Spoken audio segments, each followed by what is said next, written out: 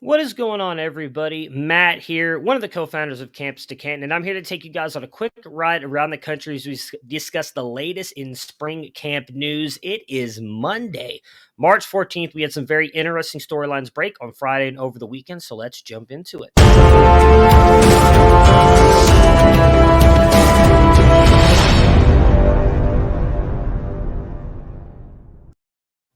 All right, so on Thursday or Friday last week, we talked a little bit about the quarterback battle in Eugene, Oregon, and we are going to take a look back there again now.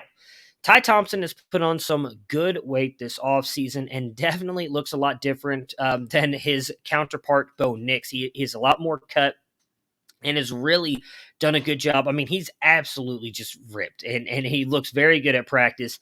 He's also spending a lot of time with offensive coordinator Kenny Dillingham, which should be good for their relationship, including racing each other multiple times at practice, in which case Ty Thompson is typically winning and ribbing his offensive coordinator Kenny Dillingham. In my opinion, this is a good thing, as we already know Kenny Dillingham and Bo Nix have a fairly good relationship due to the time that he was the offensive coordinator for Bo Nix in his freshman season at Auburn, where again was really kind of considered Bo Nix's best year. But Ty Thompson is not also rubbing off on Kenny Dillingham. He is rubbing off on his offense, on his counterpart, Bo Nix.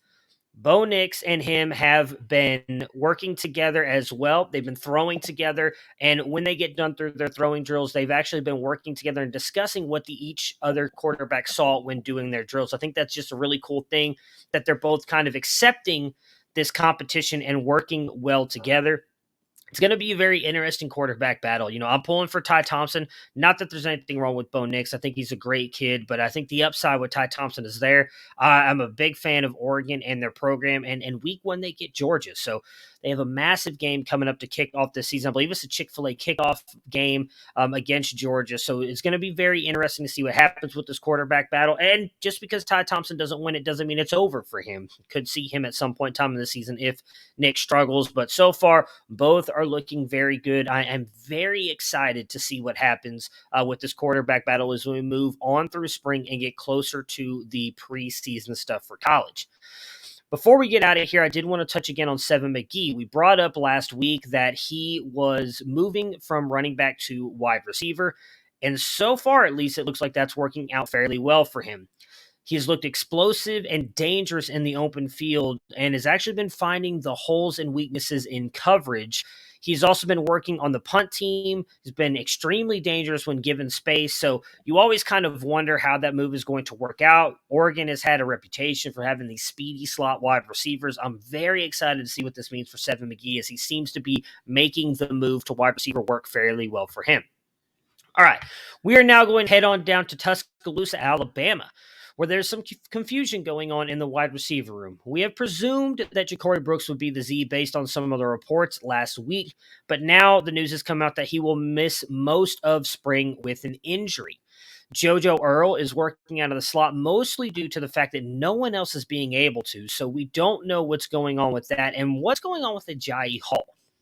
Word is he's still in the doghouse, and if he isn't able to capitalize right now on the injuries and the lack of depth at the wide receiver position, the word is he will not be in the building long. This is obviously not great news. Hall, a very good wide receiver, for being honest, but has had a lot of stuff off field, some checkered stuff. There was stuff with his recruiting, moved multiple different high schools, and now this. We know last year that he had the moment of like tweeting out that he didn't want to be there anymore, something to that effect, and then kind of was like all back in on Alabama. He did get in the national championship game after Jameson Williams got hurt, but it just doesn't seem to be able to capitalize on that. It may be a thing where he just needs a change of scenery. I don't know.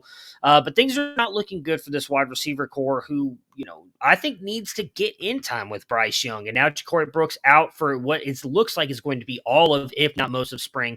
And again, Jojo Earl really the only top guy there working in the slot because no one else can. So definitely something to watch out for. We'll see what happens with Hall. I would not be surprised if he does not transfer at the end of all of the spring practices.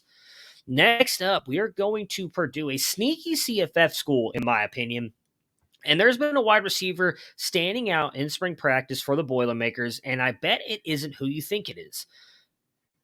It's Tyrone Tracy, the Iowa transfer wide receiver, who has been featuring his speed and plenty of versatility in camp. He's showcased most of this at running back. According to Coach Jeff Brom, he said he is going to be doing multiple things for us. We have to get him up to speed in what we are running. He's a strong veteran player that wants touches, and we want to give him some touches. Milton Wright is the receiver we all expected to break out. He's going very high in our CFF and C2C drafts, but he's not even at practice right now. And I'm not honestly sure if that is because of something with the academics, which did affect him at the end of last season, where I believe he wasn't able to play in a bowl game, or something different. They have not specified. But this is definitely something to watch, as Jeff Brom has consistently had a high-end college quarterback and wide receiver on his team. Think of the Rondale Moores, the David Bills over the past few years, and even when he was, I believe, was at West Virginia, a quarterback, and I don't remember his first name, but his last name, White, had a good wide receiver as well. Like, Jeff Brom has consistently produced these guys, at least for the college side of things. We know Aiden O'Connell produced very well at the end of last year, so I'm very interested to see if it ends up being Tyrone Tracy, who is a top wide receiver here at Purdue, and not Milton Wright, who we expected. Next off, we're going to go somewhere I don't think many people are expecting, and that's up to Jersey, the Gabagools, right? As our good friend Chris Moxley would say. Rutgers. Gavin Wimsatt, who reclassified, didn't get as much, publication to talk about like Quinn Ewers did because of the Quinn Ewers name, but reclassified last year and came into college. And Sean Gleason, the offensive coordinator, said that Gavin Wimsatt has finally gotten a handle on this college thing. He admits that at times last year, Gavin Wimsatt's head was spinning when he made the surprise arrival to camp last September and forwent his last high school season, got stuck in mid-semester and Big Ten football program. It was just kind of like all this stuff that came together, and really said that Wimsatt was not necessarily ready for it. However, now he said he's doing a great job. He's been running with the second team, and he said he's really happy with the decisions that he is making, and it is paying dividends. He is much more settled in, and they like the way that he is playing. Now, he did play in 4 games last year. He did play most of the significant action in the Gator Bowl and lost to Wake Forest for throwing only for 30 yards and an interception. But they really seem to like what Wimsatt's doing. They said that his decision to come early was crucial in his development, and it shows. It took a lot for him to get here, and you can see that now. He looks like an upperclassman physically. He's big, he's strong, and he's matured. I think one of the big things this fall was encountering all the defenses you see from a week-to-week basis. His football IQ is 10 times higher than it was when he arrived in January. I think this is pointing toward Gavin Wimsatt getting the job. He's still competing with a couple other guys on that roster, with Verdal and Simon, and they are rotating this spring. Wimsatt is still technically taking the second string reps, but there's a lot of talk that they think he's likely going to be the week one starter against Boston College on September 3rd. Very excited about that because he brings you a high rushing floor. He's a quarterback that I'd be very interested in drafting, because I think he's a very talented quarterback. I'm very interested to see what he does for CFF. All right, last school that we're going to touch on today, we're going back to Miami, Florida. Talked a little bit about on Friday last week, or Thursday, that the Miami wide receivers were not really able to separate, and it was causing issues for Tyler Van Dyke and Jake Garcia. Well, on Friday, the Miami wide receiver corps had their best day of practice so far.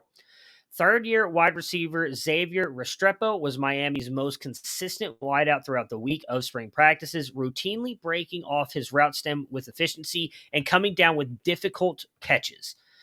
However, there has been a wide receiver that has been the talk of camp the past 2 days, and it's not who many I think it is. It's sophomore wide receiver Rashard Smith.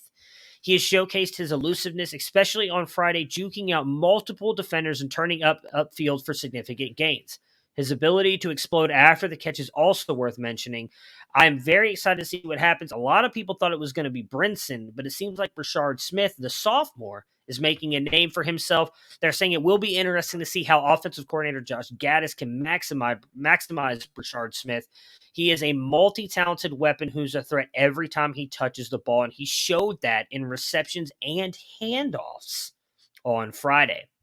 All right, so to close out today's show, we currently have 65 teams in their spring practice schedule, with 23 teams starting up within the week. That's 3 actually starting up today, March 14th, 20 throughout this next week. We do also have a couple spring games to watch out for this week. We'll touch on those as we get closer to that as well, but wanted to give you guys a heads up in case you want to see if you can find them on your TV programs. Georgia Tech is scheduled to play their spring game Thursday, March 17th, while Missouri has their spring game on Saturday, March 19th. So that will do it for us today, guys. I hope you enjoyed the Monday, March 14th spring practice report. We'll be back again tomorrow with more news.